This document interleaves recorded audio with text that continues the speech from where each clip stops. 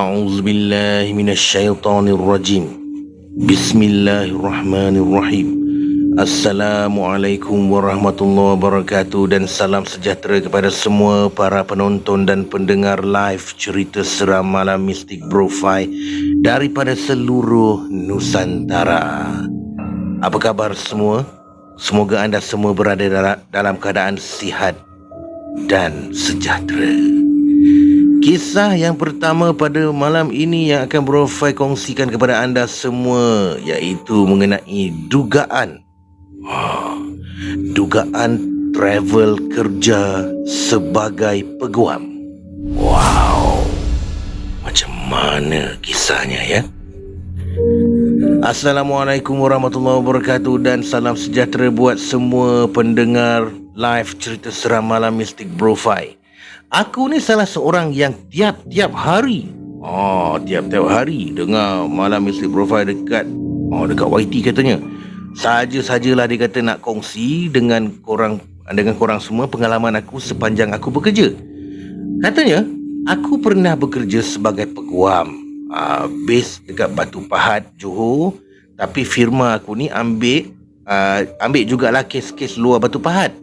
Maka aku ni banyak kena travel. Okay? Dekat Seremban, dekat JB, dekat KL, Shah Alam dan lain-lain lagi lah. Jadi aku pecahkan kepada beberapa pengalaman dekat sini. Kisah yang pertama. Laluan jalan lama Merlimau ke Seremban. Tol Air Keruh. Tol Air Keruh di mana? Di Melaka lah kan? Ini kisah lama dan antara yang terawal. Tahun 2008 kalau tak silap lah sebab aku baru dapat MyV. Baru dapat MyV. Masa ni aku pakai Nokia Music Express katanya. So mana ada waste bagai kan? Yang aku ingat mak ayah aku lalu jalan ni kalau nak ke KL. Jadi aku gerak daripada Batu Pahat awal pagi sebab masa tu aku nak sampai awal di mahkamah. So aku lalu jalan lama yang melalui Merlimau tu dalam pukul 5.30 pagi. So korang bayangkan aku bangun tidur awal gila katanya sebab nak gerak daripada Batu Pahat. Dekat situ kan ada tanah perkuburan dan jalannya agak berliku kan. Jadi aku bawalah perlahan. Tapi dalam remang-remang awal subuh tu, aku perasan dekat seat belakang aku, Masya Allah, ada sesuatu yang berambut panjang. Muka tak nampak. Dan rambut yang kusut masai. Rambut dia kusut masai katanya. Masa tu aku rasa kereta aku tak berat lah. Tapi jadi perlahan sangat katanya. Jadi aku tenangkan diri. Bacalah apa-apa yang patut dalam hati. Dan Alhamdulillah, bila tengok belakang balik, benda tu dah tak ada dah. Perjalanan ke Seremban selamat, Alhamdulillah. Jadi, kisah yang kedua pula. Perjalanan ke Kuantan, Maran. Ni antara kisah yang aku tak boleh lupakan. Hari Ahad, aku di KL. Aku ada kes di Kuantan pada hari Isnin. Masa dekat KL, aku melepak dengan kawan-kawan. Ingat kan nak gerak awal. Bila dah lepak dengan geng, last aku gerak pukul 6.30. Lebih kurang macam tu lah. Waalaikumsalam warahmatullahi wabarakatuh. Jai Cruiser 85. Okey. Jadi katanya Masa ni kan katanya aku pecut je bawa kereta. Bila dah masuk highway, adalah beberapa kereta yang aku race sama-sama dengan dia. Ada 2 kereta lagi yang masa ni main pecut-pecut. Sedar tak sedar masa tu jam dah pukul 7.30. Dah maghrib dah masa tu. Bila dua-dua kereta tu slow down, aku dah sorang-sorang dekat depan. Nasib baik aku perlahankan kenderaan dan aku perasan masa tu aku seorang je. Tak ada kereta lain yang mendatang atau bersaing. Dalam remang maghrib tu, aku nampak ada seorang budak yang tinggi, macam umur 17 tahun lah macam tu kan. Pakai baju belang-belang besar, kelabu, cerah dan gelap. Berlari dari tengah-tengah highway tu dan terjun ke tepi highway yang mana aku assume tempat tu adalah gaung. Allahu Akbar. Sebab aku tak nampak apa-apa cahaya dah masa tu. Astaghfirullahalazim. Aku istighfar panjang masa tu lah. Aku rasa kalau aku memecut, entah apa yang jadi. Jadi tulis balik kisah ni, memang meremang dah rasa sebab image tu sangat jelas dalam kepala. Alhamdulillah, lepas tu perjalanan ke Kuantan pun okey lah kan. So, kisah yang ketiga pula. Kisah yang ketiga ni adalah di Tol Tangkak. Bro Fai ada pengalaman dekat Tol Tangkak ni. Nanti Bro Fai akan kongsikan. Okay. Kisah tahun 2013 atau 2014 lah. Tak ingat lah. Tapi masa ni, kali pertama nak ke Seremban, lalu Tol Tangkak. Terima kasih Nizam. Antara kisah yang agak terkesan sebab kena lepas solat subuh. Aduh, kalau korang gerak daripada Muar menghala ke Tol Tangkak, ada 3 kubu Cina di sebelah kiri. Jadi lepas solat subuh, aku singgahlah beli kuih, buat makan dalam kereta kan. Aku drive lah macam biasa. Disebabkan aku tak pernah lalu jalan ni nak ke Seremban, aku bawa lah slow-slow. Bila lalu kubu Cina yang pertama, aku relax lagi. Kunyahlah karipap yang ada kan. Lepas tu daripada jauh, aku nampak sesuatu yang lain dari yang lain. Kadang-kadang kita lihat ada setengah tiang besi yang disokong oleh tiang besi yang lain. Aku nampaklah ada benda tu macam tiang besi tengah bersandar dekat tiang TNB tepi jalan, tapi saiz dia macam lain sikit. Memantul-mantul cahaya bila kena dekat dia. Bila kereta dah dekat, aku baru perasan. Nak tahu siapa? Pocong. Benda tu pocong, bersandar dekat tiang TNB depan kubur Cina yang kedua tu. Allahu Akbar. Tengok je lah dan teruslah memandu. Alhamdulillah, perjalanan ke Mahkamah Seremban selamat. Jadi buat mereka yang selalu memandu jauh tu, doa naik kenderaan jangan lupa. Bacalah ayat kursi tu selalu sampai lidah ni fasih dan lembut. Nanti mudah sangat nak baca. Jadi terima kasihlah sebab sudi mendengar kisah aku ni. Nanti ada kisah-kisah lagi, aku akan kongsikan lagi. Sekian. Terima kasih.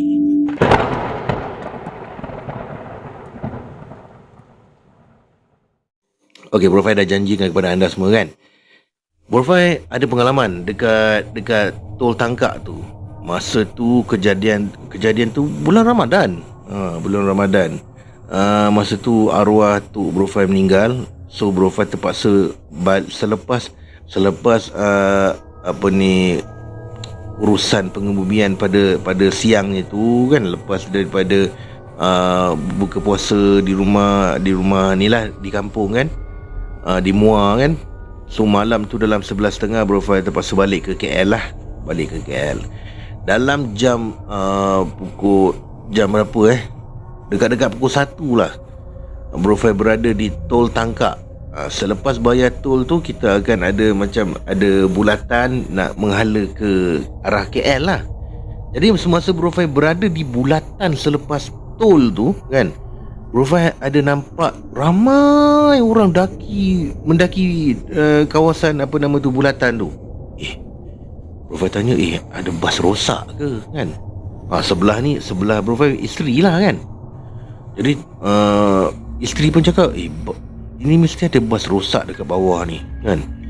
Jadi bila sampai dekat highway, tak ada pula nampak bas rosak. Sekali tengok, sebelah Bro Fai isteri kan, belakang kereta orang yang sama. Bermakna dia clone tau. Dia clone. Bro Fai nampak dekat cermin sisi tu, tapi benda tu diam aja. Masa tu kita baca lah apa-apa pun dia tak nak pergi. Last Bro Fai azan dalam kereta, barulah benda tu hilang. Tapi bau dia Masya Allah, Dia bukanlah busuk tau, tapi bau dia tu macam bau bunga tau. Dalam kereta ni semerbak bau bunga, sampai isteri profile ni berpeluh ketakutan. Sampai dekat dekat tol, apa nama tu, bukan tol, sampai dekat arena restoran Jejantas, air keruh, baru benda tu hilang.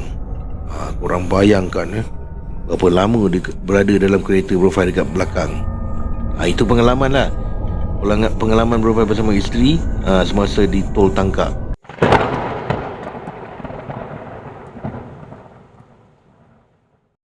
Kisah yang kedua ni juga kepada juga orang yang sama juga, orang yang sama juga, peguam ni lagi. Okey. Sekejap. Kisahnya adalah dugaan travel sebagai peguam, kisah-kisah mahkamah pula. Tadi kisah perjalanan dia di highway lah kan. Kali ni kisah-kisah dia semasa di mahkamah pula. Katanya di sini, Assalamualaikum warahmatullahi wabarakatuh dan salam sejahtera para penonton Malam Mistik Brufai. Terima kasih sebab sudi mendengar kisah saya di kisah yang pertama tadilah katanya. Okay. Kali ini saya nak ceritakan kisah part yang kedua, masih lagi mengenai kerjaya saya sebagai peguam selama 8 tahun. Mahkamah di Muar. Antara kisah paling seram pernah saya dengar. Katanya, sekitar tahun 2010, ada satu kes pembunuhan kejam di Batu Pahat. Budak yang budak yang ditamatkan riwayat tu budak sekolah. Ditamatkan riwayat oleh 2 orang budak lelaki katanya. Ketika jenayah dibuat, budak-budak yang membunuh tu bawah umur 18 tahun. Mangsa seorang perempuan yang ditikam berkali-kali dan ditutup jenazahnya dengan pelepah kelapa sawit. Allahuakbar. Jadi kes ni masuk Mahkamah Tinggi Muar untuk bicara. Malah saya pernah terserempak dengan pembunuh ni secara tak sengaja. Kes mereka saya tak uruskan. Kat mahkamah ni, kadang-kadang kes terbawa-bawa sampai ke petang. Kadang-kadang sampai pukul 7 pun ada lagi. Masa kes bicara ni, ia dilakukan pada waktu petang. Ada hakim, pendakwa raya, peguam bela, saksi-saksi, tertuduh, polis dan pegawai mahkamah. Ketika saksi pertama dipanggil, iaitu orang yang pertama yang jumpa jenazah tu, dia tanyalah beberapa soalan sampailah pendakwa raya bertanyakan soalan-soalan ni. Okey, ini daripada pendakwa raya. Katanya, awak nampak apa masa awak dekat tempat kejadian? Jadi saksi pun jawab, saya nampak jenazah berlumuran darah, berpakaian, bertudung di bawah pelepah sawit. Jadi pendakwa raya kata pula, apa lagi yang awak nampak? Lepas tu saksi tu disenyap tau. Jadi pendakwa raya tanya lagi, awak tak ada apa-apa lagi nak cakap? Saksi pula kata, saya bau benda wangi tuan. Pada saat dan ketika tu, tiba-tiba satu bau yang sangat wangi menyergap seluruh ruang mahkamah. Tiba-tiba semua yang ada dalam mahkamah terus senyap dan berpandangan antara satu sama lain. Cepat-cepat hakim mengatuk meja, tong tong tong, menggunakan tukul yang ada dan mengarahkan perbicaraan diteruskan. Jadi bau wangi terus hilang. Perbicaraan tamat sekitar pukul 6 petang. Lepas dari perbicaraan, hakim pun panggil pendakwa raya dan peguam bela untuk berbincang pasal kes ni. Habis perbincangan, pendakwa raya buka cerita. Kata pendakwa raya, sebenarnya kes ni memang lain dari yang lain. Pihak polis ada maklumkan pada saya, waktu mereka tahan tertuduh, ada sesuatu yang ganjil di mana seluruh balai polis berbau kapur barus yang sangat kuat. Allahuakbar. Bila tertuduh sampai, bau tu hilang. Bila tertuduh diletak di dalam lokap, tertuduh asyik tundukkan muka aja. Kenapa Bila tanya nak makan apa, dia senyap dan tak nak respon. Lama-lama, seorang pegawai polis masuk lokap tu dan duduk tanya elok-elok. Kenapa ni? Ada masalah ke? Kata polis. Jadi tertuduh dengan perlahan pun berkata, "Bang, bukan saya yang bunuh tu." Lalu lalang depan dia katanya, "Bang, budak yang saya bunuh tu lalu lalang depan lokap saya ni bang." Astaghfirullahalazim. Serentak tu bau kapur barus mula bermain kembali dalam balai polis tersebut. Allahu Akbar. Kes bunuh ni dah selesai sekitar tahun 2015. Kawasan mangsa ditamatkan riwayat tu memang agak dekat dengan bandar Batu Pahat. Jadi apa-apa pun elakkan berkawan dengan orang-orang yang ada habit tak elok macam menagih dan lain-lain lah ya. InsyaAllah saya akan sumbangkan lagi cerita di masa akan datang. Terima kasih kerana mendengar kisah saya. Sekian.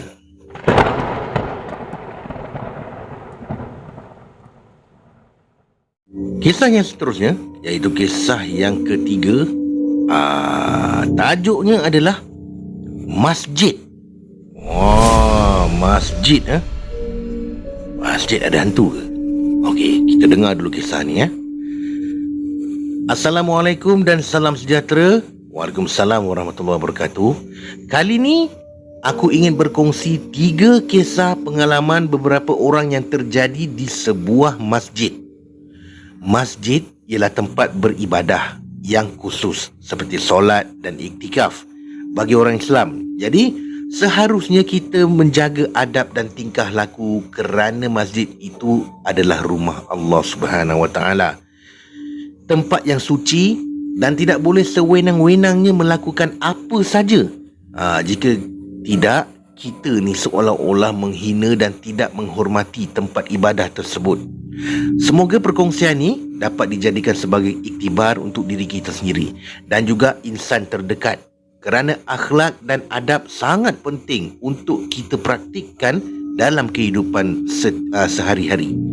Jadi kita pergi kepada kisah yang pertama. Kisah ni dikongsikan oleh Kak Tun. Bukan nama sebenar bukan Katun, Kak Tun. Katanya di sini, di suatu dini hari, Allahu Akbar, Allahu Akbar, Allahu Akbar, Allahu Akbar. Kedengaran suara laungan azan dari masjid berdekatan dengan rumah Kak Tun. Dia ni dah bersiap sedia dari awal untuk ke masjid bagi menunaikan solat subuh secara berjemaah. Jadi Kak Tun pun bergegaslah ke masjid sebelum azan selesai untuk menunaikan solat 2 rakaat. Jadi jarak rumahnya ke masjid ni tak terlalu jauh. Cuma selang sebuah rumah aje. Dekat aja rupanya.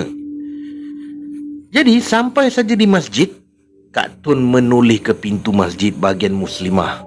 Sudah ada 2 orang dekat situlah. Seorang ni dia kenal, iaitu makcik dia yang bernama Mak Yah. Seorang lagi dia lihat seperti seorang kanak-kanak sekolah rendah, kecil, sedang mengibas-ngibas telekung dia yang berwarna pink. Jadi Kak Tun tak mengenali budak perempuan tersebut. Dan tiba-tiba budak tersebut menoleh ke belakang dan menuju ke tempat wuduk sambil mengibas-ngibas telekung yang dipakainya tu. Jadi Kak Tun pun menujulah ke sana juga kan. Tapi apabila dia mencari budak tersebut, budak tu hilang. Langsung tak ada.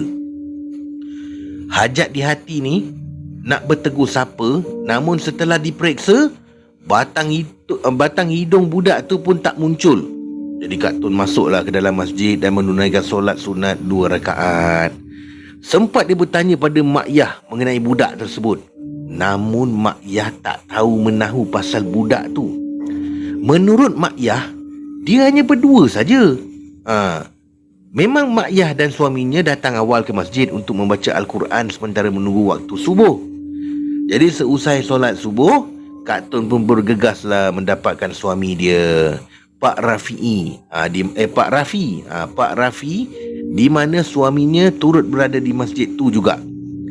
Setelah memeriksa tandas dan sebagainya, langsung mereka tak menemui budak perempuan bertelekung pink tu. Hilang tanpa jejak, dan menurut Kak Tun, ketika tu memang tak ada musafir yang singgah. Sebenarnya, itu bukan kali pertama hal yang sedemikian berlaku di masjid tu. Sebelum ni pernah juga dialami oleh imam masjid sendiri, yang mana hadir lebih awal daripada orang lain. Ketika sedang solat sunat, dia mendengar akan kehadiran seseorang yang sedang mengambil wuduk, dan orang tersebut menjadi makmumnya. Tapi setelah memberi salam, Assalamualaikum warahmatullahi, Assalamualaikum warahmatullahi, sekali tengok orang tu dah hilang. Cikgu Syih kata mungkin banyak jin Islam dalam masjid tu. Mungkin jugalah, kan? Tidak ketinggalan juga pengalaman musafir yang singgah untuk menggunakan tandas. Menurutnya, kelihatan seorang lelaki berjubah dan berserban putih sedang solat di dalam gelap. Solat dalam gelap tu. Setelah dia menggunakan tandas, dia lihat sekali lagi, tapi lelaki berjubah tu dah menghilang. Allahu Akbar. Jadi siapakah sebenarnya gerangan penampakan-penampakan tersebut? Kini tinggal tanda tanya. Adakah mereka sebenarnya jin Islam? Mungkin juga, kan? Okey, kita pergi pula kepada kisah yang kedua. Kisah ni dikongsikan oleh Pak Rafi. Bukan nama sebenar jugalah, ya? Suami Kak Tun, iaitu Siak Masjid. Rutin Pak Rafi ni setiap jam 10 pagi dia akan ke masjid untuk mengemas. Jadi masjid tersebut kerap kotor lah kerana menjadi tempat lepak pelajar sekolah yang ponteng. Jadi tempat ponteng pula, tak baik betul budak-budak ni. Jadi pagi tu hanya sunyi sepi tau. Tak ada kelihatan akan kehadiran pelajar sekolah yang ponteng. Selalunya akan riuh dengan suara mereka bergelak ketawa dekat dalam masjid. Bungkusan nasi dibuang merata-rata dekat dalam masjid. Budak-budak ni habuk rokok bertaburan atas kapet. Bukan Pak Rafi dan AJK masjid tak pernah menegur, tapi tak diendahkan mereka. Jadi setiap pagi Pak Rafi terpaksa membersihkan kekotoran yang mereka buat ni. Terkadang ni dia pun merasa lelah jugalah dengan keadaan tersebut. Tapi demi mendapatkan pahala fardu kifayah, dia gagahkan juga. Ketika Pak Rafi sedang mencuci tandas, kedengaran dia dengar apa tahu? Deruman enjin motosikal masuk ke koridor masjid, sedangkan perbuatan itu dilarang. Jadi mula kedengaran suara gelak ketawa mereka. Itu tandanya pelajar sekolah tersebut datang ke rumah Allah bukan untuk beribadah, tetapi untuk melepak dan ponteng sekolah. Astaghfirullahalazim. Seorang pelajar masuk ke tandas. Tapak kasut bekas lumpur membuatkan lantai tandas kembali kotor. Allahu Akbar. Sedangkan selipar telah disediakan di luar tandas. Jadi Pak Rafi pun menegurlah, namun langsung tak diendahkan. Dengan selamba, pelajar tersebut keluar tanpa mengucap sebarang kata, apatah lagi minta maaf. Jadi setelah selesai mencuci tandas, Pak Rafi berhajat untuk pulang. Diintainya ke dalam masjid. Beberapa pelajar sedang melepak dekat dalam tu. Sedang dia menyimpan peralatan di stor, tiba-tiba kedengaran suara jeritan dalam masjid. Jeritan Beberapa pelajar bertempiaran lari meninggalkan masjid. Jadi Pak Rafi mendengar jeritan minta tolong dalam masjid, lalu dia pun bergegaslah ke dalam. Kelihatan seorang pelajar sedang berguling-guling sambil menutup mata dia. Macam tu dia berguling-guling lah, kan. Jadi Pak Rafi pun mendekatilah budak tu. Lalu Pak Rafi tegur dan menyuruh pelajar tersebut buka mata. Setelah menenangkan pelajar tersebut, Pak Rafi pun bertanyalah pada budak tu. Jadi budak tu menceritakan kejadian yang dialaminya sebentar tadi. Katanya Pelajar tersebut nampak seluruh kawasan masjid tu dipenuhi dengan darah. Makin lama, lautan darah menjadi semakin dalam. Lalu dia lemas dalam lautan darah tersebut. Nasib baik Pak Rafi datang menyedarkan dia. Rupa-rupanya kawan-kawannya yang lain turut mengalami hal yang sama, namun sempat melarikan diri. Yang pasti itu bukan hanya sekadar khayalan, tapi sebagai teguran daripada Allah Subhanahu Wa Taala bagi orang-orang yang tidak menghormati rumahnya. Setelah kejadian tu, beberapa minggu pelajar kaki ponteng tak munculkan diri di masjid tersebut. Tapi sayang, aktiviti tersebut kini diteruskan kembali. Allahuakbar, tak seri budak ni. Terima kasih Abang Azrin. Baik, kisah yang ketiga pula. Kisah ni juga dikongsikan oleh Pak Rafi. Pagi tu Pak Rafi ke masjid untuk melakukan rutin seperti biasalah. Sebagai seorang siap masjid kan. Kelihatan seorang pelajar yang ponteng ni sedang tidur di saf pertama, tempat di belakang tempat imam. Dia tidur dekat saf pertama, tak ada kerja budak ni. Jadi Pak Rafi masuk ke dalam lalu menegurlah pelajar tersebut, namun tak diendahkannya. Degil.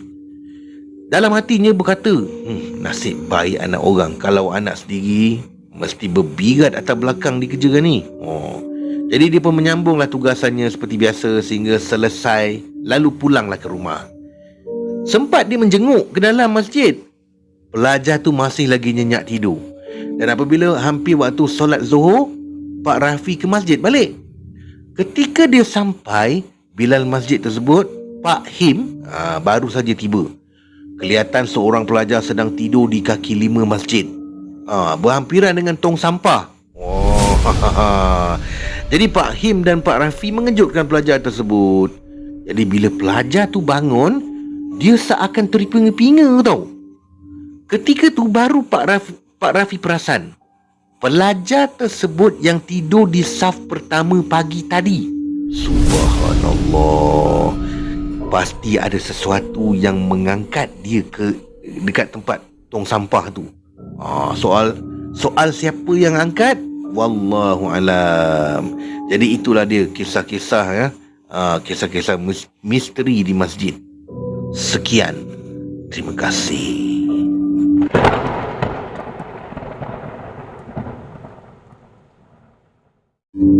Baik,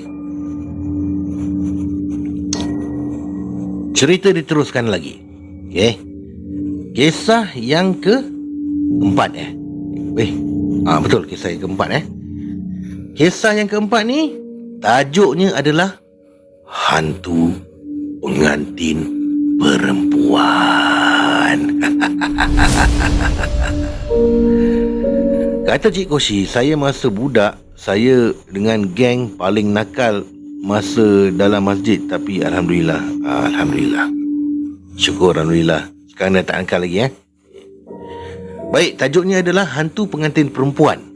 Macam mana kisahnya? Assalamualaikum warahmatullahi wabarakatuh. Waalaikumsalam warahmatullahi wabarakatuh.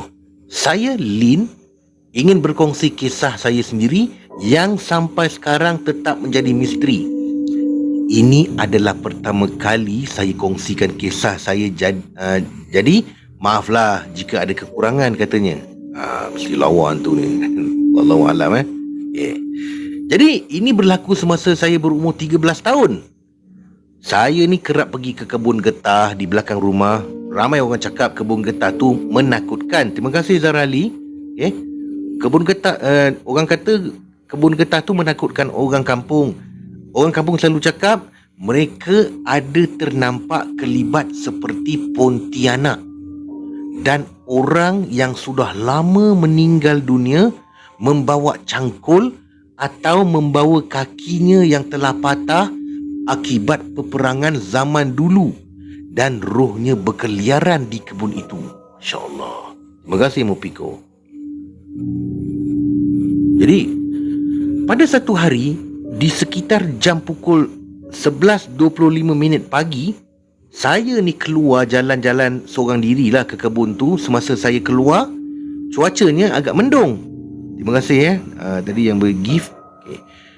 Dan biasalah di kebun tu berbagai bunyi binatang seperti tupai ataupun burung dan yang lain-lain lah. Jadi semasa saya tengah best jalan-jalan, tiba-tiba saya melihat sesuatu. Saya melihat sesuatu yang saya tak pernah nampak sebelumnya. Jadi saya berhentikan langkah kaki dan cuba untuk melihat sama ada betul ataupun tidak apa yang saya lihat. Nak tahu apa yang dilihat? Saya lihat seorang wanita memakai baju pengantin dan berjalan perlahan dan kepalanya bergerak ke kiri dan ke kanan. Ya Allah. Baju pengantin yang dipakai itu seperti baju orang British, warna putih tetapi sudah pun kusam dan berlumpur. Allahu Akbar. Saya pun hairanlah, bercampur takutlah kan. Yang saya nampak ni orang ke hantu? Terima kasih Daddy, terima kasih Daddy. Jadi saya pun perlahankan langkah kaki saya dan cuba untuk lari. Nak lari daripada kebun tersebut lah. Nasib baiklah pengantin tu tak perasan saya ada dekat situ. Jadi bila saya sampai di rumah, saya beritahu pada mak apa yang saya nampak dekat kebun tadi. Dan mak saya cakap, siang-siang macam ni mana ada orang yang pakai baju pengantin, katanya. Mungkin Lin salah tengok kot. Dan saya pun berkeras lah. Saya cakap dekat mak, betul mak, Lin nampak dia jalan slow aja dan bajunya kotor-kotor. Tapi mak, saya masih tak percayalah dengan apa yang saya. Tapi mak saya ni, dia masih tak percaya dengan apa yang saya cakap. Sehingga suatu hari mak saya pergi ke rumah makcik saya yang juga lebih kurang dekat dengan kebun tu. Makcik saya cakap, hati-hati kalau balik nanti. Orang-orang kat sebelah dah kecoh dengan hantu pengantin dekat kebun depan jalan sana tu. Jadi mak saya tanya, you ke? Jadi mak pun bertanya dengan hairan. Lepas tu makcik sambung cerita balik. Iya, hari tu ada orang kena kejar dengan hantu pengantin tu. Nasib baik dia selamat balik ke rumah. Benda tu selalu duduk dekat tepi jalan, tunggu orang lalu. Kalau dia nampak seseorang yang lalu tu, dia akan kejar sampai dapat. Kalau selamat, alhamdulillah. Kalau tak, meracau lah jawabnya. Jadi mak saya pun apa lagi, dia cepat-cepat call ayah, suruh ambil dia dekat rumah makcik. Baru tahu, takut kan. Dia sampai saja di rumah. Bila dah sampai di rumah, dia terus bercerita dengan saya pasal hantu pengantin tu. Nasib baik masa saya nampak kat kebun tu, dia tak kejar. Dia hanya nampakkan diri saja. Wallahualam lah. Tapi sekarang kebun tu dah pun diratakan. Jadi begitulah kisah saya. Kata Lin, maaflah jika ada kekurangan dalam cerpen dalam kisah saya ni lah. Hanya untuk perkongsian dan pengalaman yang saya tak dapat nak lupakan. Terima kasih jika ada yang mendengar. Assalamualaikum. Waalaikumsalam warahmatullahi wabarakatuh. Sekian.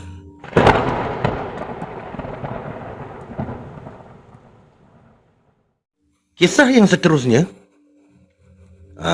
tajuknya adalah Hantu Laut di Kelong. Assalamualaikum warahmatullahi wabarakatuh, para penonton Malam Escape Bro-Fi, dan terima kasih Bro-Fi kerana menyiarkan kisahku ni. Waalaikumsalam warahmatullahi wabarakatuh. Sesungguhnya semua yang baik itu datang dari Allah Subhanahu Wa Taala dan yang buruk itu datang dari kita. Pak Usop datang lagi you all, katanya. Oh Pak Usop. Jadi kali ni aku nak kongsi kisah seram aku ni. Dan entiti yang mengganggu bukanlah aku seorang saja yang nampak. Semua orang yang kena nampak benda yang mengganggu tu. Jadi rezeki masing-masing lah kan. Tapi secara jujur, kalau boleh aku tak ingin dihadapkan dengan benda ni semua. Letih tu katanya. So baiklah, kali ni aku nak kongsi kisah yang bagi aku antara paling seram pernah aku lalui. Kejadian ni berlaku di kelong ikan dan pada masa tu aku bersama dengan 9 orang kaki pancing. Adik aku ni 2 orang, anak buah 6 orang dan sepupu aku. Okey, sepupu aku nama dia Tam katanya. Aku bukan kaki pancing, tapi daripada mereput je dekat rumah, lebih baiklah aku ikut. Aku ikut mereka lah yang 9 orang ni. Memang dah biasalah memancing dekat laut. Termasuk Tam yang bagi aku antara orang yang paling berani yang pernah aku jumpa di muka bumi ni. Kisahnya bermula apabila semua pekerja di kelong ikan tu berhenti kerana tak tahan diganggu. Tam yang pada masa tu baru seminggu dapat anak, memanglah tak ada pilihan selain kena bekerja. Jadi kami pun bertolak lah ke kelong ikan tu menaiki bot. Naik bot lah. Sebelum tu sempat kami beli makanan dan minuman lah, rokok dan jajan yang akan jadi peneman semasa memancing. Duduk dekat kelong kalau kata tak ada benda-benda tu, tension. Okay. Jadi afdal lah kalau aku explain keadaan kelong. Strukturnya dari konkrit dan dibina di atas laut. Ada rumah kongsi untuk pekerja, siap dengan dapur dan tandas. Dari tempat tidur sampailah ke dapur. Tingkapnya ialah tingkap kaca jenis sliding. Okey. Bersambung dengan kongsi ialah 10 sangkar ikan dibina memanjang. Ujung sekali ialah 2 bangsal. Satu tertutup untuk menyimpan makanan. Makanan ikan lah. Busuk. Katanya busuk lah. Aku tak suka lah. Dan satu lagi bangsal untuk pelbagai barang seperti tali, torchlight, baldi dan segala mak nenek yang perlulah katanya. So, di hujung kelong yang kami panggil jeti, ada tangga batu terus ke laut dan di situ bot ditambat. Okey. Jadi kelong ni diterangi cahaya lampu yang sangat terang lah sehingga melimpah ke laut. Ini untuk mengelak pencuri lah mungkin kan. Memang terang benderang lah. Ada 10 lampu sorot mengelilingi kawasan kelong. Memang rasa selamat kerana kelong pun tak jauh daripada darat. Cuma airnya dalam lah. Jadi kami sampai di kelong jam 9.30 malam. Ya, malam yang tuan-tuan dan puan... Malam Okey. Malam yang tuan-tuan dan puan-puan katanya. Tam yang sudah biasa dengan keadaan kelong menasihati kami supaya jangan terlalu gairah dan jangan terlalu bising. Jadi dia dengan adik aku ni, si Awi ni, yang paling otai dalam hal memancing ni, berhasrat untuk tak terus memancing kerana kata mereka hujan dah nak datang. Tapi yang lain degil nak memancing juga. Jadi setelah meletakkan barang masing-masing, kami pun mencarilah tempat strategik untuk memancing. Aku duduk tepi Tam dan tak jauh daripada kami, Awi. Kami duduk tak jauh dari hujung jeti berdekatan bangsal terbuka tu. Jadi kami boleh saling nampak antara satu sama lain lah kerana kawasannya taklah besar dan memang terang benderang. Jadi 30 minit pun berlalu. Tiba-tiba Awi datang duduk dekat tepi aku. Dia pesan dekat aku jangan panik sambil dia melambai si Tam pula. Bila Tam sampai, adik aku pun kata dia kata apa? Dia buat dah katanya. Hang tengok duk kat tangga tepi bot tu Tam, dia kata. Kau tengok dekat bot tepi tangga tu Tam. Jadi kami 10 orang ni memang berada di atas kelong dan kalau sesiapa nak turun pasti akan lalu di belakang kami kerana kami duduk paling hujung sekali. Apa yang kami lihat, ada ahli kami yang ke-11. Kami 10 orang, tapi ada 11 pula berbaju putih dan bertopi merah duduk di atas tangga jeti membelakangkan kami sambil memegang joran. Allahu Akbar. Jadi perhatian kami ni tiba-tiba tersentak kerana mendengar sorakan gembira salah seorang anak buah aku yang dapat ikan yang agak besar. Oh, aku dapat ikan. Tiba-tiba kan. Jadi bila kami menoleh kembali ke arah tangga, kami lihat dia ni, benda tu semakin turun ke bawah laut. Jadi kami pun berdiri dan serentak tu dia menoleh ke arah kami. Ya Allah, seram aku tengok mukanya. Muka dia pucat dengan mata dia besar tersembul keluar. Jadi dia kemudian, benda tu bila dia tengok kami kan, dia pun terjun ke laut. Walaupun dia tu taklah besar mana, tapi deburan yang berhasil di tempat dia terjun tu sangat besar. Oh. Jadi dan sangat tinggi kan. Bunyi terjunan dia tu macam bunyi letupan, bukan macam bunyi orang terjun ke air. Astaghfirullahaladzim. Terima kasih Putera Masri. Jadi kami ni berlarilah ke hujung jeti untuk melihat. Apa yang kami nampak amat menakutkan. Kerana apa tahu? Kerana cahaya lampu yang terang, kami lihat sosok putih seperti badan manusia bergerak dengan pantas di bawah permukaan air. Allahu Akbar. Seperti ditarik dengan tali. Sangat laju renangan dia tu. Anak-anak buah aku yang lain pun nampak dan kami semua berlari seolah-olah mengejar dia. Memang laju dan bayang dia hilang di rumah kongsi kerana sorotan lampu tak sampai dekat situ lah. Jadi kelam kabut lah jadinya kami dekat atas kelong tu. Jadi si Tam ni menyuruh semua masuk ke dalam. Masuk dalam. Semuanya diam dan kegairahan memancing pun lebur. Tapi kerana pengalaman, mereka relax je dan ada yang sempat isap rokok lagi. Bila semua dah ada dalam rumah kongsi, pintu pun ditutup dan Tam memastikan semua pintu, terutama pintu tandas, ditutup. Untuk meredakan suasana, anak-anak buah aku ni pasanglah DVD Gusti WWF sambil minum lah kan. Jadi aku dengan Tam melepak dekat pintu dan adik aku yang 2 orang tu sibuk memasak Maggi dekat dapur. Masak noodle lah kan. Kami ni seolah-olah melupakan kejadian tadi lah kan. Sehingga pintu tandas diketuk dan digoncang dengan kuat. Ada 3 tandas dan 2 tempat mandi dan pintu tandas paling hujung tu yang digoncang. Allahu Akbar. Jadi anak-anak buah aku ni yang leka menonton Gusti bingkas bangun lah. Hui, apa tu? Dan meluru ke dapur. Tapi ditahan. Ditahan oleh si Awi ni dan seorang lagi adik aku, si Amon. Makin lama ketukan, makin ganas dan makin kuat kat tandas tu. Tak cukup dengan tu, pintu digoncang seperti nak bergegar rumah kongsi tu.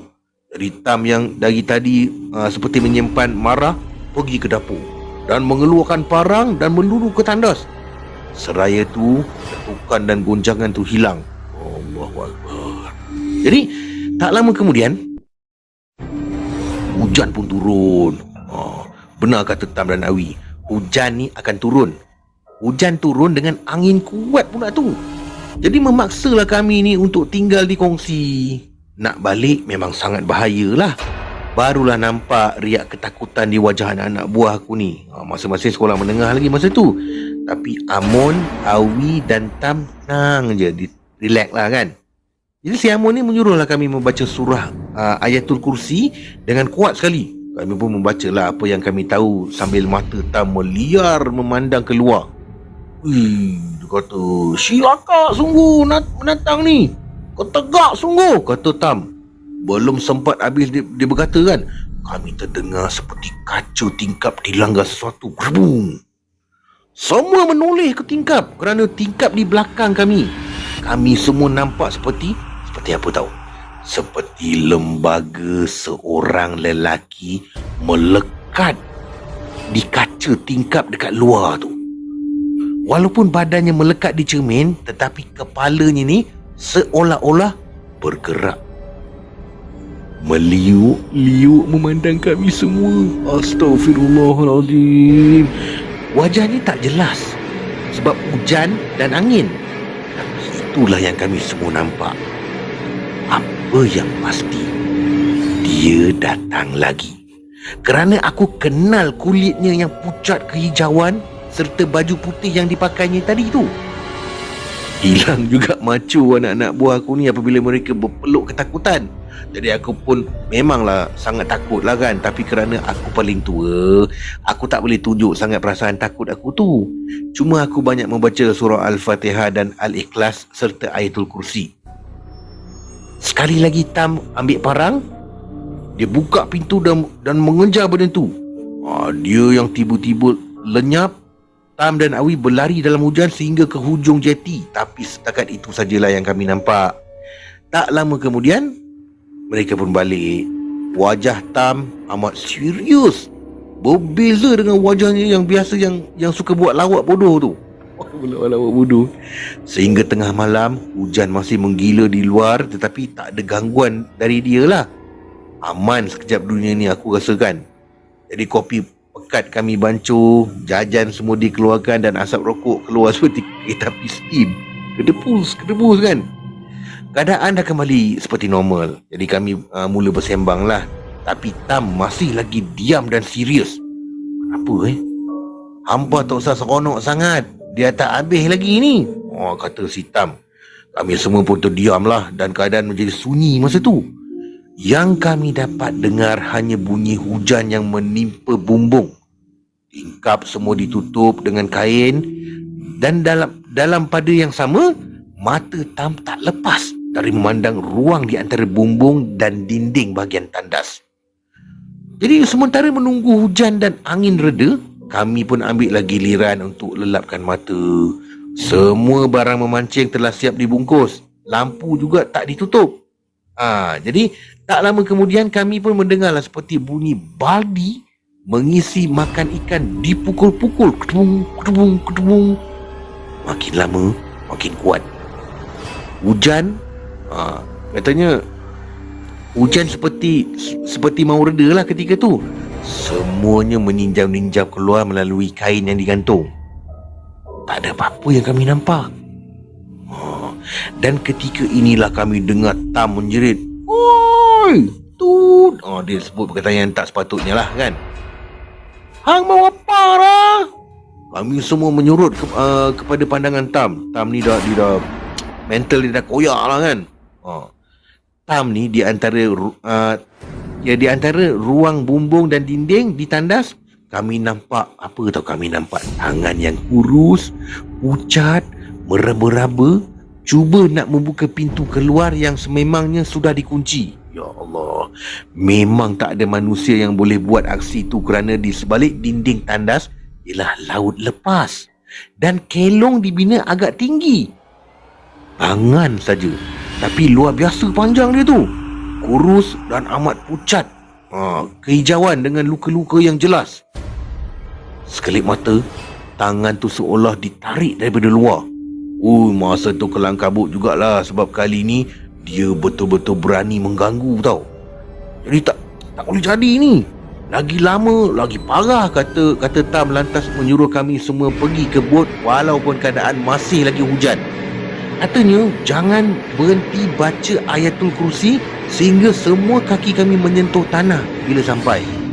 Masa dalam bot tu jangan berhenti baca Ayatul Kursi katanya. Walaupun masa tu tengah hujan, memang keluar daripada kawasan kelong tu lah. Jadi segera kami semua keluar dan turun menaiki bot. Dan tak kisah basah dan sejuk ke, lantak lah. Jadi Awi dan beberapa anak buah aku sempat mengambil lampu suluh. Jadi tak ada gangguan lah semasa kami semua sudah berada di dalam bot walaupun semua sudah kecut perut masa tu. Enjin pun dihidupkan dan bot pun meluncurlah ke darat. Setengah jalan dan darat sudah dekat, kami dengar deburan tak jauh daripada bot tu. Bunyi deburan macam itulah kan. Beberapa lampu suluh kami nyalakan dan apa yang kami nampak buat semua menjerit ketakutan. Kenapa tahu? Dia seolah-olah sedang melompat-lompat di atas air sambil tangannya mengawang-awang memanggil kami. Korang boleh bayangkan tak? Tapi tak mengejarlah bot kan. Di kepalanya tersemat topi merah yang dipakai. Kemudian dia pun tenggelam. Jadi sampai saja di darat, dan bot diikat dengan segala susah payah. Berlari kami semua ke pondok yang dibina dekat situ. Semuanya diam. Jelas sekali semuanya ketakutan. Bila semangat masing-masing dah kuat, barulah kami ke motor masing-masing balik ke rumah. Jadi Awi nasihatkan Tam supaya tidur di rumah kami lah, kerana dia ada baby kan. Mungkin bahayalah kan. Bila berjumpa, kami ni selalu bersembang-sembang tentang hal tu tau. Kelong tu pun dah dirobohkan.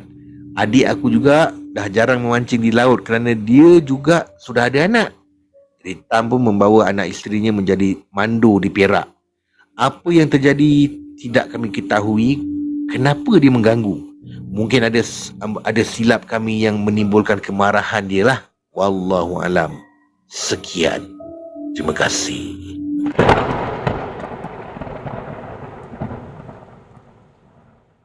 Kisah yang seterusnya ni adalah mengenai 3 malam di Wat Bersalin.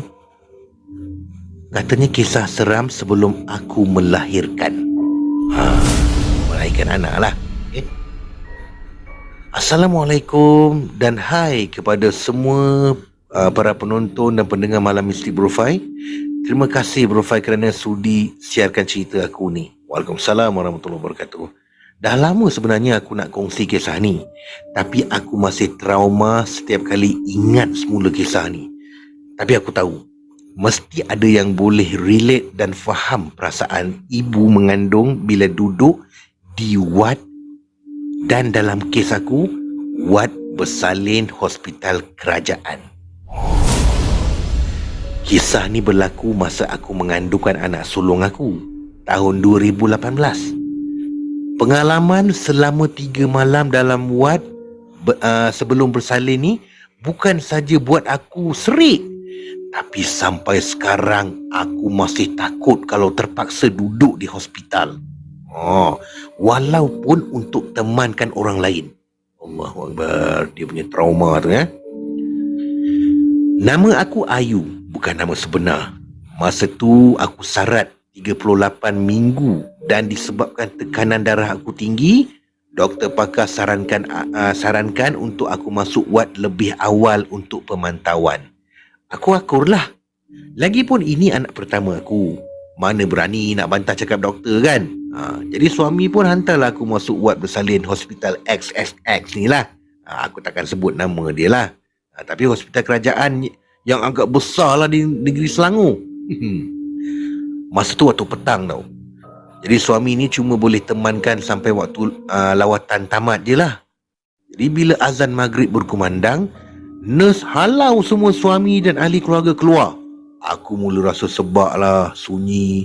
Dan masa tu aku tak tahu yang malam pertama aku akan jadi permulaan kepada gangguan yang aku tak pernah bayangkan. Waktu malam pertama tu, aku baring atas katil sambil pegang perut aku. Aku tidur di katil paling hujung berampiran tingkap. Bilik wad tu besar, ada lebih kurang 6 orang. 2 orang ibu baru lepas bersalin, 2 orang lagi macam aku lah, tunggu masa nak bersalin lah. Dan seorang lagi baru masuk wad petang tu.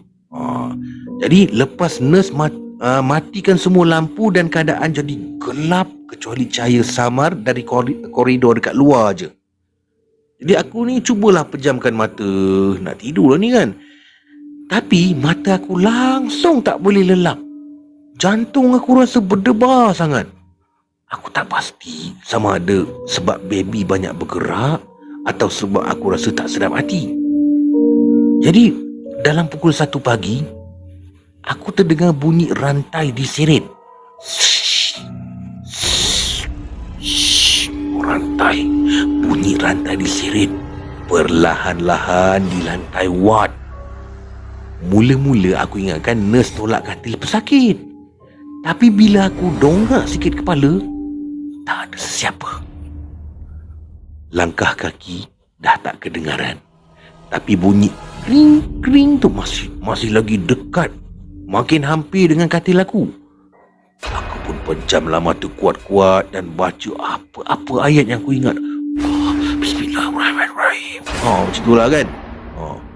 Jadi aku cuba redakan degupan jantung. Tapi saat aku hampir tertidur, aku terdengar pula tangisan bayi. Aku fikir mesti baby pesakit lain menangis lah. Tapi yang peliknya, tangisan tu makin kuat dan sayup-sayup, macam datang daripada bawah lantai. Ya Allah. Esok paginya aku tanya nurse, ada tak baby yang menangis malam tadi? Jadi dia pandang aku dan senyum nipis sambil jawab, Kak Kuat ni belum ada yang baru bersalin malam tadi. Jadi aku pun terkedu lah. Jadi kalau tak ada, tangisan siapa yang ku dengar? Itu malam pertama. Malam kedua lebih sunyi dari malam yang pertama. Roommate aku yang baru bersalin semalam dah dipindahkan ke ward postnatal. Tak faham sangat lah kan. Jadi tinggallah kami berlima. Aku baring sambil pasang surah Yasin dan daripada telefon dengan suara perlahan. So dalam pukul 3 pagi aku terjaga sebab rasa macam ada yang duduk di hujung katil aku. Ya Allah. Katil aku ni jenis spring. Jadi kalau ada orang duduk pun memang boleh rasa lah. Macam kan. Aku fikir mungkin nurse kot. Tapi tak dengar langsung bunyi langkah atau bunyi langsi dibuka. Aku bangun perlahan. Tengok ke arah ujung ujung kaki aku lah. Kosong. Tapi tilam aku jelas ada lekuk. Ya Allah. Seolah-olah memang ada orang duduk dekat situ. Nampak lekuk macam orang duduk tapi orang ni tak ada. Jelas sangat. Sangat jelas. Aku cuba capai butang panggil nurse tu kan. Butang tu kan. Tapi tangan aku menggigil ketika tu. Dan masa tu aku terbau bau wangi, bau bunga cempaka. Ya Allah, dalam buat bersalin bau bunga cempaka. Aku tahu bau tu bukan dari sabun atau pelembut pakaian. Jadi aku pun selubung badan aku dengan selimut. Bacalah apa yang aku mampu sambil tahan air mata. Aku tak berani langsung nak pandang hujung kaki aku sampailah ke pagi. Bila nurse datang cek tekanan darah, aku cerita dengan dia. Nurse tu macam biasalah, cuma diam, angguk dan minta aku bertenang. Malam ketiga pula, malam yang paling aku tak akan lupa sampai bila-bila. Waktu tu aku dah letih sangat. Air ketuban masih belum pecah, tapi contraction dah mulalah sikit-sikit kan. Nurse bagi ubat tahan sakit. Jadi lepas isyak aku cuba tidur awal lah sebelum pukul 2 pagi. Aku terdengar bunyi langsir katil berbunyi shit, macam ditarik perlahan-lahan lah. Aku pun buka lah mata perlahan-lahan. Aku nampak apa tahu? Aku nampak seorang perempuan berdiri tepat di antara katil aku dan katil sebelah. Dia ni baju dia warna putih, rambut dia panjang melepasi dada. Dia tunduk sikit dan aku tak nampak muka dia sebab tertutup dengan rambut. Dia tak bergerak tau. Berdiri tegak macam patung, tak bersuara. Dan tak menoleh langsung. Jadi aku pun terkaku lah. Aku pejam mata, pura-pura tidur lah. Tapi hati aku menjerit nak panggil nurse. Tiba-tiba aku rasa tapak kaki aku ni disentuh perlahan. Ya Allah. Macam ada orang sentuh dengan jari. Tapi sejuk aja jari tu. Sejuk sangat jari tu. Aku buka mata semula. Perempuan tu dah hilang dah. Esoknya aku terus minta tukar katil. Aku tak sanggup dah tidur dekat tepi tingkap tu dah. Nurse pun senyum lah dan kata, katil ni memang selalu kena tukar orang. Aku tak tanya lebih dah. Jadi akhirnya pagi keempat aku mula sakit betul-betul lah. Air ketuban pun dah pecah dan aku terus dibawa ke bilik bersalin. Proses bersalin agak lama lah dan menyakitkan. Tapi aku bersyukur semuanya selamat. Alhamdulillah, baby pun sihat, aku pun selamat. Tapi selepas pengalaman tu, aku berdoa sangat.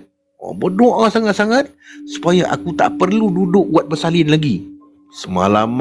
Buat bersalin lagi semalaman kalau mengandung anak kedua. Kalau boleh, terus dia bersalin hari yang sama. Sebab trauma tu masih segar lagi. Aku tahu hospital tu tempat orang keluar masuk, sakit, meninggal, hidup semula dan penuh dengan pelbagai emosi manusia lah. Tapi bagi aku ada sesuatu di antara ruang sunyi wad bersalin tu yang bukan semua orang boleh nampak atau dengar. Dan aku adalah salah seorang yang Allah bagi peluang untuk rasa. Terima kasih kerana sudi mendengar kisah aku. Jangan lupa ya, baca doa sebelum tidur walau di mana pun kita berada. Sekian.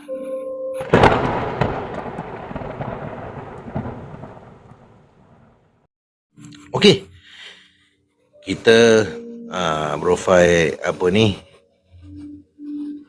Macam mana tadi Bro Fai nak memenuhi lah permintaan sahabat-sahabat semua. Last cerita jangan minta lagi tau. Kalau korang minta lagi, Bro Fai mesti pengsan ni. Ini pun mata ni pun dah nampak alam gaib dah ni. Baik, kisah yang terakhir kisah yang terakhir untuk live untuk pagi ni. Tajuknya adalah dengan siapa aku berborak. Assalamualaikum diucapkan kepada semua para penonton malam misi Bro Fai. Terima kasih pada Bro Fai yang menyiarkan kisah aku. Aku nak kongsikan dengan anda semua pengalaman aku selama bertugas di penjara. Cerita ni taklah seram sangat, tapi cukup terkesan pada aku. Kisahnya terjadi pada tahun 2004. Walaupun dah 13 tahun telah berlalu, namun peristiwa ni masih lagi aku ingat. Kebetulan hari tu hari Khamis malam Jumaat. Kami akan mula bertugas pada jam 9 malam dan disediakan partner untuk bertugas secara bergilir-gilir. Bagi first shift, mula pada pukul 9 sehingga 11. 11.30. Pukul 2 pagi hingga 4.30 pagi. Jadi untuk second shift pada 11.30 hingga pukul 2 pagi. 4.30 pagi hingga 7 pagi. Jadi masa tu giliran aku second. Aku second lah. Aku yang second. Memang giliran yang aku paling tak suka bila bertugas malam. Lagi-lagi malam Jumaat. Tapi apa boleh buat? Dah tugas kan? Kena ikut ajalah. Sebentar okay. Jadi tempat yang kami paling gerun nak jaga pada malam tu adalah blok chamber, iaitu blok tempat gantung orang. Ikut kata staf yang lama dah bekerja, tepat pukul 12.30 malam, mereka akan dengar bunyi lantai tempat berdiri pesalah nak dihukum terbuka dengan sendiri. Macam tu lah bunyinya. Korang imagine sendirilah ya. Okay. Aku memang akui perkara tu sebab pernahlah aku alami benda tu semua. Tapi itu bukanlah kisah yang terkesan pada aku. Aku cuma nak bagi tahu korang je lah. Tempat paling special kat penjara ni bila bertugas malam. Tapi tak semua penjara lah ada blok chamber tu. Lain penjara, lain kisahnya. Okey, aku melalut pula kan. Sorry Malam tu tak macam malam-malam yang biasalah. Aku rasa lain sangat. Kira rasa macam tak sedap hati lah. Tapi takkanlah aku nak absent pula kan. Jadi malam tu aku dengan partner ditugaskan untuk ronda 1 dan 2. Jadi bila dapat ronda 1 dan 2, aku tak berapa nak risau sangat lah. Sebab bolehlah berjumpa dengan staff yang ronda 3 dan 4 tu. Jadi tak adalah boring sangat sebab boleh ajak borak-borak lagi lah walaupun dipisahkan dengan pagar. Jadi malam tu aku kena first. Jadi jadual tugas aku 9 hingga 11.30 malam. 2 pagi hingga 4:30 pagi. Jadi untuk jadual pertama tu tak adalah rasa sangat seramnya sebab masih awal lagi kan. Malam tu memang aku tak ada rasa ngantuk langsung. Serah tugas pukul 11:30 malam. Sepatutnya aku tidur untuk elakkan aku mengantuk lah. Tu pun aku tak boleh tidur juga. Jadi sampailah masa untuk jadual kedua pukul 2 pagi. Aku pun terima tugas dari partner. Sebelum tu aku adalah berjanji dengan staf yang tugas kat ronda 3 dan 4 tu. Pukul 2 nanti kita jumpa tempat biasa lepas terima tugas. Jadi dia pun kata okey lah, lepak kat tempat biasa lah. Lepas aku buat rondaan tulis buku bagainya kan, aku pun pergilah tempat yang aku janji dengan staf ronda 3 dan 4. Bila aku sampai je kan, aku tengok dia dah sampai dulu. Tapi yang pelik sikit ni, dia tak toleh dekat aku langsung. Dan tambah pelik, dia boleh tahu aku dah sampai walaupun dia tak pandang aku. Jadi aku pun teruslah duduk, tak ada rasa apa-apa pun. Tak ada apa-apa yang lain lah masa tu kan. Jadi kita orang pun teruslah berbual. Tapi malam tu boleh pula kami share cerita-cerita seram. Ya Allah, aku pun tak ada pula rasa takut pula kan. Yalah sebab ada teman kan. Jadi aku letaklah nama dia Mr. K lah ya. Okey, dalam sesi dialog ni kan, aku kata, kau ni malam-malam Jumaat ni ajak aku share cerita seram. Kang muncul depan kita ni tak cukup tanah lagi Kang. So Mr. K pula kata, kenapa? Kau takut ke? Apa nak takut? Aku kan ada. Aku macam dia orang juga. Aku kata, kau ni takutkan aku pula. Aku lari tinggalkan kau seorang-seorang kat sini baru kau tahu. Jadi Mr. K kata apa tahu? Aku tak kisah pun kau nak tinggalkan aku. Kan aku kata, aku pun macam dia orang. Jadi aku kata, yalah, ikut kau lah. Janji kau ada teman aku kat sini. Lama jugalah kita orang berborak, share-share cerita seram sampai tak sedar dah pukul 4:30 pagi. Jadi kami pun beredar lah sebab nak tukar shift dengan partner kan. Jadi sebelum kita orang gerak tu, Mr. K ni adalah bergurau dengan aku. Dia kata, nanti aku naik kat bilik tidur, mesti aku tak boleh tidur. Sebab aku akan tahu yang aku tadi berborak dengan hantu. Jadi aku pun marah lah kan dekat dia sebab gurau kasar sangat. Lepas tu dia belah macam tu je. Korang nak tahu tak, sepanjang kami borak tu, Mr. K tu langsung tak pandang aku tau. Dia belah pun tak pandang aku. Bila dah selesai serah tugas, aku pun naiklah ke bilik nak tidur. Dekat bilik tu aku tu jumpa dengan Mr. K. Aku pun tegur lah dia. Dialog macam ni tau. Wah, engkau tadi gurau kasar betul dengan aku So Mr. K pun jawab, bila masa pula aku lepak dengan kau? Aku sampai tengok engkau tak ada, aku belah lah. Siapa nak tunggu kat situ seorang-seorang? Seram siot. Jadi aku kata, kau jangan nak takutkan aku lagi, boleh tak? Mr. K pun kata apa tau? Kau tak percaya? Pergi tanya dengan J tu. Aku lepak dengan dia lah tadi. Kau lepak dengan hantu. Kau lepak dengan hantu lah tadi tu. Aku memang tak puas hati lah dengan jawapan aku dapat tu. So aku tanyalah pada si J. And yes, memang dia lepak dengan Mr. K. Jadi lepas aku dengar jawapan tu, sampailah ke pagi aku tak tidur. Betul kata jelmaan Mr. K tu. Kalau aku tahu dengan siapa aku borak, memang aku takkan dapat lelap mata. Kisah tu sampai sekarang aku ingat dan tak akan dapat aku lupa. Dengan siapa lah agaknya aku berborak ya. Patutlah dia tak pernah pandang aku. Aduh, macam manalah kalau dia pandang kan. Tak dapat aku nak bayangkan. Sekian. Terima kasih.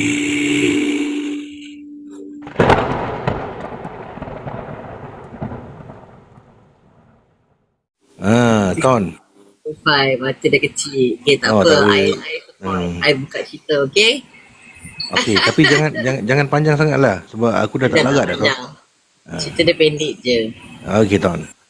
Okay, dia tak dengar tap-tap ke apa kan, pasal I pakai yang auto. Okay, so I nak cerita ni pengalaman waktu dulu atuk I dengan nenek I, arwah atuk nenek, diorang tinggal dekat rumah shop house. You tahu tak sekarang yang Arab Street tu? Tahu? Okay, kat Singapore ni kan, Arab Street ni kan. So I think tak salah I Jawar ke apa, I tak ingat nama exact place tu, but it's one of the shop house yang dekat daerah Arab Street. So zaman dulu atuk I belum masih tengah tunggu rumah flat yang dia beli daripada government tu kan. So sementara tengah tunggu rumah, anak banyak, anak dah 5, belum ada rumah, so diorang terpaksa sewa daripada one of the shop house tu lah. So owner shop house ni satu nenek tua tau. Nenek tua. So nenek dengan atuk I dia sewa satu bilik dekat tingkat atas. So bilik ni dia ada 2 tingkap saja. Satu tingkap kanan, satu tingkap kiri.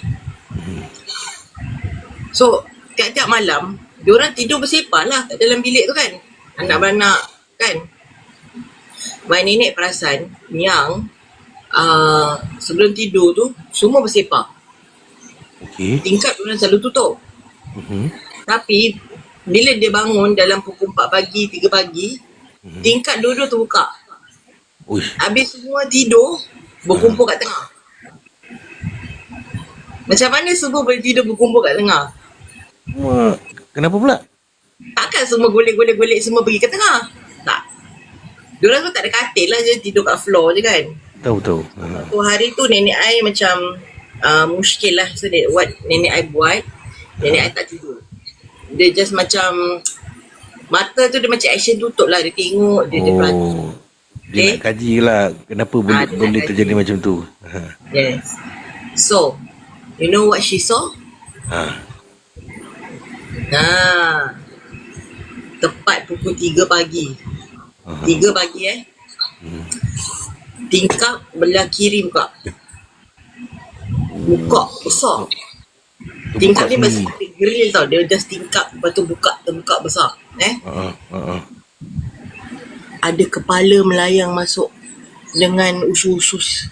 Astaghfirullahalazim. Benda ini apa ni kepala terbang tu. Jadi yang diorang ni yang tengah tidur semua bersepah ni satu bilik, macam kena gerak semua ke tengah. Dia bergerak sendiri. Bermana dia terseret? Macam kena seret ke tengah. Lepas tu benda tu pusing tawak dalam bilik kan. Berapa kali kan. Nenek I memang tidur kat belah tengah kan. Tawak berapa kali tau. Nak dekat 10 minit juga dia tawak. Nenek ada takut. Dia dah tawak. Sekali bila satu part tu dia tawak tu, nenek I nampak muka dia. Dia tahu muka siapa? Tahu tak muka siapa? Muka tuan rumah yang diorang sewa tu. Ya Allah. Tuan rumah? Yes, tuan rumah tu yang cakap nenek tua tu kan. Bagaimana dia menuntut ilmu tu lah. Kanan tu buka, lepas tu kepala tu keluar. Dia cuma alihkan aja. Lepas tu dia belah macam tu je. Dia bilang macam tak tahulah apa yang dia buat, tapi that's what happened lah. Sebab time tu waktu nenek I baru-baru tinggal juga. Dia tak sampai sebulan pun. So apa reason dia untuk nak alihkan dia orang tu? Mengacau lah. Dia mengacau lah. Tak ada kerja. Lagipun macam anak-anak my grandma, macam my uncle auntie semua masih budak-budak lagi. Yang paling tua is my auntie, my dad is second. So semua belum umur 10 tahun pun, semua masih budak. Diorang pun jarak semua masih 1-2 tahun. Tapi benda tu jadi macam seram lah. So my grandma of course lah seram. My grandma cakap lah dengan my grandpa kan. My grandpa gertak dia dengan parang. Gila orang tua tu. Ya, memang. I gertak dengan parah. I cakap kau jangan ganggu keluarga aku. Cukup bulan ni, hujung bulan aku keluar. The problem is dia sedar ke masa dia jadi benda lah tu? Oh, Tak tahu lah. Oh, dia sedar. Tapi nenek tu macam, dia macam senyum sinis lah. Dia tak takut. Yalah. So itulah cerita dia pasal I tak nak cakap nama benda ni. So memandai Memang lah. time-time macam ni tak sesuai untuk kita cakap nama dia. So Risau juga. alhamdulillah risau juga Tapi korang tahulah. Tapi anda semua tahulah. Anda semua tahu benda tu kepala terbang dengan isi perut dia terjun-terjuntai. Korang dah tahulah siapa kan. Tapi pelik lah kan. Memang pelik cerita dia. Tapi memang seram tu gila lah. zaman 50-an ke 60-an I tak ingat. Cerita ni waktu nenek I ceritakan ke I pernah tuliskan cerita ni. Lepas tu you tahu tak dulu yang ada penulis cerita tu daripada Singapura, Russell Lee. Yang dia ada tulis True Singapore Ghost Stories. Kan I pernah tulis and I submit kat dia pernah print kat dalam one of the book. Dia yang apa ni balik lah. Dia olah balik lah cerita tu. Olah balik lah cerita tu. Tapi so ni cerita waktu nenek dengan atuk I dengan pakcik-pakcik I dengan my dad tinggal dekat shop house dekat Arab Street. Street kan. Okay dah sekian tu je cerita short je.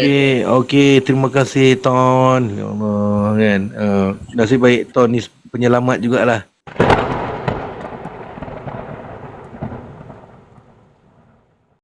Baiklah sahabat-sahabat semua, kita jumpa lagi. Terima kasih dah dapat juga sampai 104k. Apa ni, masya-Allah, profil sangat-sangat menghargai semua anda semualah kan. Kita jumpa lagi. Assalamualaikum warahmatullahi wabarakatuh dan bye bye.